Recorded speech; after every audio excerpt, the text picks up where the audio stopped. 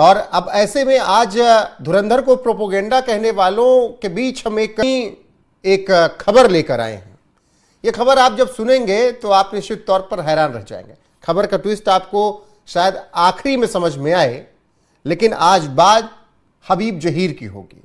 कैसे हबीब जहीर के साथ कांड हो गया। यहाँ पर जो खबरें आ रही है, ये मैसिवली डोमिनेट कर रही है। अल जजीरा की जो रिपोर्टर रिपोर्ट कर रही थी, उसने सर पकड़ा हुआ। पंकज जी, ये 3 केसेस तीनों बड़े इंटरेस्टिंग हैं और जैसे मैंने कहा, अननोन गनमैन भी अपनी आईटीआर फाइल कर रहे हैं कि भाई पूरे साल उन्होंने क्या किस को कहां ठिकाने लगाया।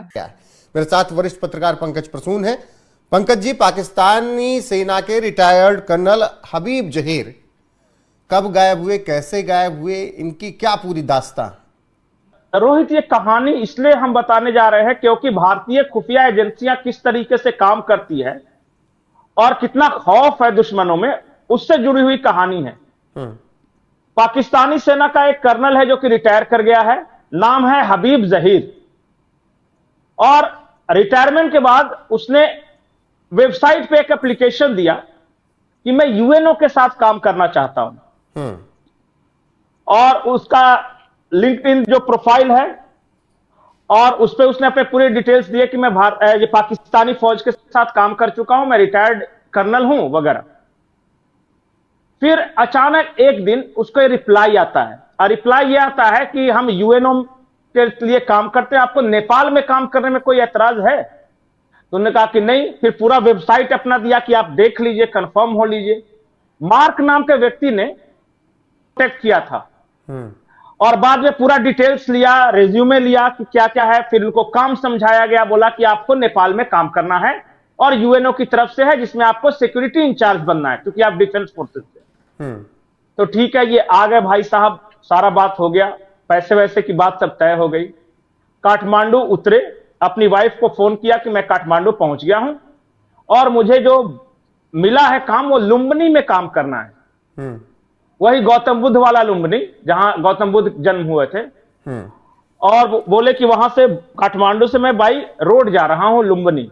बाई रोड गए लुम्बिनी, वहां से भी फोन किया अपनी वाइफ को कि मैं लुम्बिनी पहुंच चुका हूं, अब काम ज्वाइन करने जा रहा हूं आज से, और पैसे वैसे ठीक है, यूएनओ के लोग हैं, बहुत अच्छा है। वाइफ ने भी सोचा कि चलो लुम्बिनी पहुंच गए। अचानक लुम्बिनी पहुंचने के बाद इनका फोन स्विच ऑफ हो गया। बाद में जो वेबसाइट इन्होंने सर्च किया था यूएनओ वाला, वो भी गायब हो गया और इनका कुछ पता ठिकाना ही नहीं मिल रहा है। ये लुम्बिनी संयोग से भारत के बॉर्डर से मात्र 5 किलोमीटर दूर है। अब वो गायब हो गए, अब मिल ही नहीं रहा। उनकी वाइफ परेशान कि क्या करें।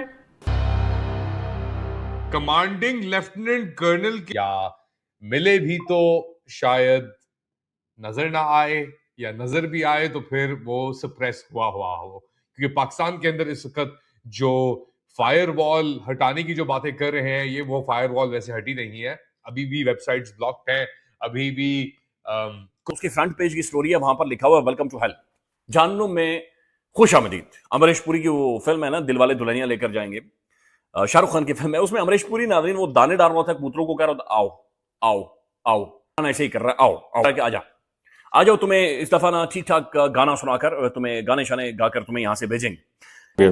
दोस्तों, एक सवाल है कि क्या पाकिस्तान आज तक वाकई नरेंद्र मोदी को समझ सका है? डॉक्टर साहब, ये बताइएगा, कल जो एडिशनल आईजी कराची डॉक्टर अमीर शेख ने जो प्रेस कॉन्फ्रेंस की, जो हम इंकशाफात किए, जो था जिसमें कहा गया अब रॉ मुलव्विस पानी की, अब 2 बड़ी इंपॉर्टेंट बातें इसमें सामने आई। वो ऐसे कैसे हो सकता है? आप भी सारे सिस्टम को जानते हैं। इंटरेस्टिंग खबरें आज के इस वीलॉग में मेरे पास। अंदर खाने कुछ बड़ा पक रहा है जनाब। यार उनसे एक ऐसी हरकत करवाई गई, मिस्टीरियस अकाउंट, जिसके हवाले से कहा जा रहा था अब उस अकाउंट की एक्टिविटीज क्या थी, वो किस तरह पाकिस्तानियों के खिलाफ ट्वीट्स करता था, वो तमाम तफसीलात आपको हैरान कर देंगी। क्या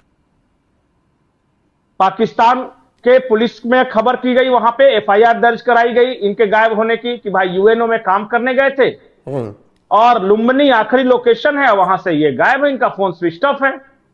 नेपाल अथॉरिटीज को पता किया गया तो उन्होंने कहा कि ऐसा तो कोई ऑफिस ही नहीं है, लुम्बिनी में तो यूएनओ का कोई ऑफिस नहीं है।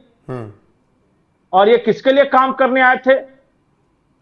बाद में पता चला कि ये हबीब जहीर जो है, ये जो कुलभूषण यादव जो कि ईरान से हमारे इंजीनियर को जो किडनैप किया था ना, वो किडनैपिंग में शामिल थे, पाकिस्तानी सेना में उस वक्त काम करते थे तो। और आज तक ये हबीब जहीर का पता नहीं चला कि हुआ क्या। अब कुछ और मार्च क्लोजिंग है, लश्कर तोयबा के कुछ अकाउंट सेटल किए गए हैं। कोई मुफ्ती साहब हैं, उनको सीधे 72 हुरों से किसी ने मिला दिया, उसमें भी हमारी कोई गलती नहीं है।